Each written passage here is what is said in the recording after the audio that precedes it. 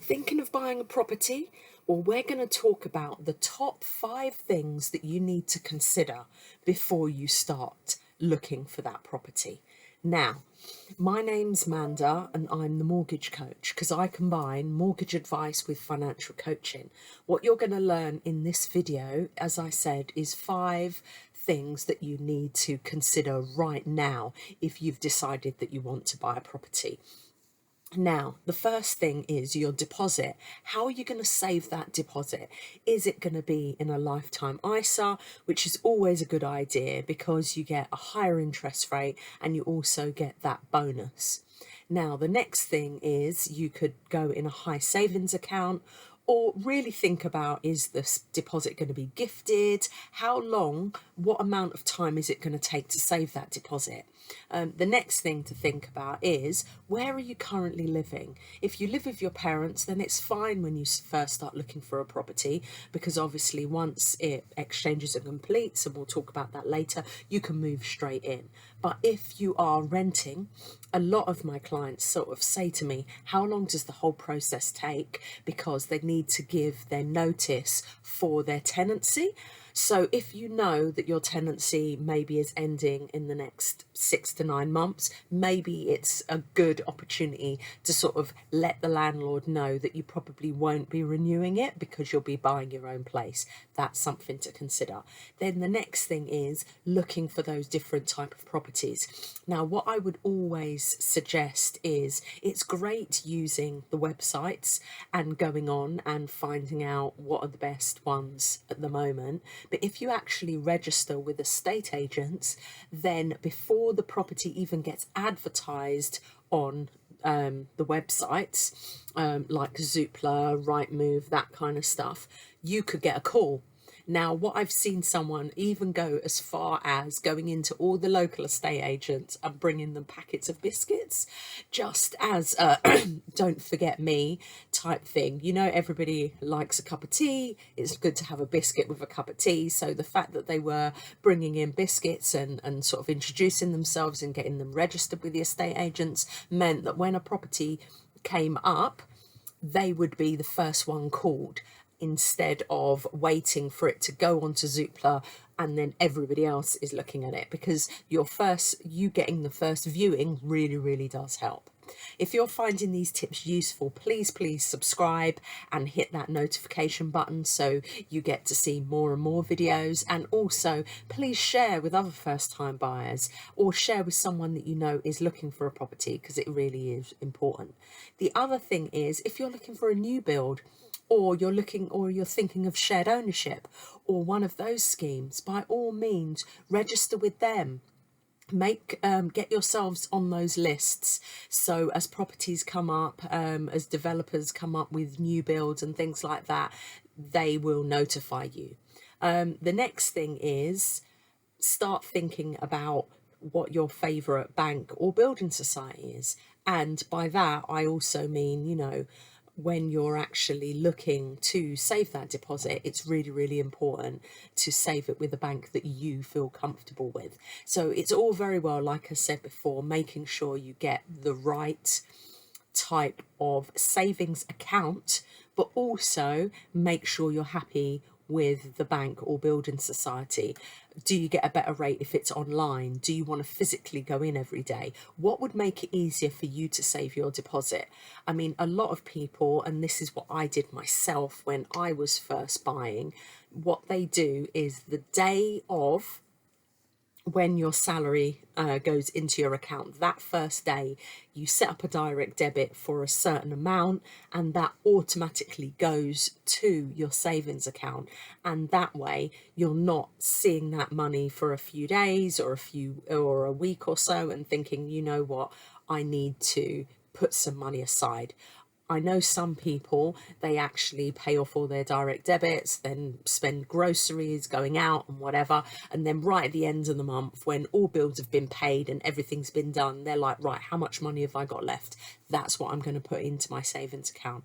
You don't often have that much at that point. So I think the first thing, yes, you need to be paying your rent if you pay rent and utilities or things like that, student loan or anything else that you have to pay off. credit cards, loans, all of those committed expenses. But the next thing is you really, really do need to make sure that the next money coming out is for your deposit. So it's allocated out, and then what's left should be for groceries and petrol and going out and things like that. The last thing I would say is start building your credit. Now, some people have a good credit, or some people have credit and they need to maintain it, which is great. Some people need to really look at their credit cards and make sure they're paying them off every single month, not missing any minimum payments. Make sure that is being done, and that way you're building up a good credit score. Some people will need at this point to get a credit card. Now, one tip I would say when you're getting your credit card is, I know I've had a handful of clients, not that many actually, but a handful of clients, maybe more now, that really don't like the idea of having a credit card. Now, this is what I would say. Get that credit card because you need it to build a credit footprint. Then what you do is you get a subscription, be it gym, be it Netflix, be it something like that, and you actually set it up so the subscription is paid by that credit card every single month. Then set a direct debit and set it to clear the balance of the credit card. So clear the balance completely, not make a minimum payment, not make a percentage of the balance, clear it off completely, and then cut up the card.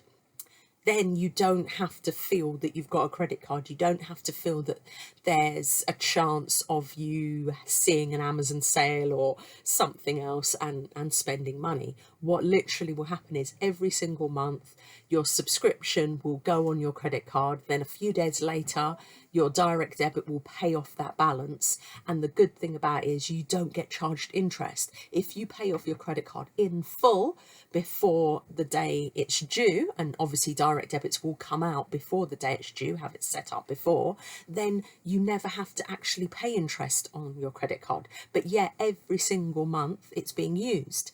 Now, I used to recommend to clients, just use your card for groceries and petrol and stuff like that, and then make sure you pay it off in full. But there are some clients out there, and everybody's different, that really didn't feel comfortable with that. They were like, if I've got a credit card and I know I've got a credit card, I'm probably gonna spend a little bit here, spend a little bit there, and before I realise I've gone overdrawn or I've forgotten. So by doing a subscription, you know it's coming out a set amount every single month. You set up the direct debit, is paying it off every single month, and then you cut up that card, and you don't cancel it. You don't ring the company and cancel it. It is officially there, but it's cut up so you can't physically access it. And then every month it gets charged, there's a charge against it, and then there's some money that gets paid off, and that keeps on happening every single month, and that will really, really help improve your credit. So those are the tips I would say. If you've enjoyed this video, I will be doing more about what to do for first-time buyers when they're looking to buy their first property. So tomorrow I will be looking at a different area. But for now, just to talk about first, how are you going to save that deposit? Is it going to be in a lifetime ISA? Is it going to be in a high deposit account? What are you going to do? Current account probably isn't the best bet. The next thing is your tenancy agreement. Do you rent? If you do, then obviously look at working out what's the time scale of you moving out so you can give them notice. I mean, even if you live with your parents or live with someone, it's good to give them notice. Say that you're planning to buy in very, very soon. The next thing is, as we mentioned, register with those estate agents. If you're looking for new builds, register with the new build agencies. If you're looking for shared ownership, also look into that as well. The next thing is, as I said, build that credit, fill up that, get that credit.